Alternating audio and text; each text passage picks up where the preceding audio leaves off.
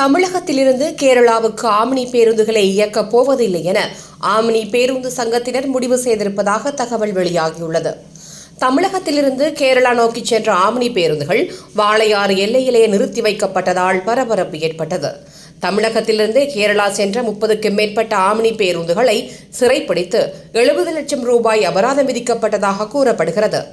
எர்ணாகுளம் பகுதியில் கேரள மாநில வட்டார போக்குவரத்து துறை அதிகாரிகள் ஒவ்வொரு பேருந்திற்கும் தலா 2.5 லட்சம் முதல் 3 லட்சம் ரூபாய் வரை மாநில சாலை வரிக்கான அபராதம் விதித்துள்ளனர்.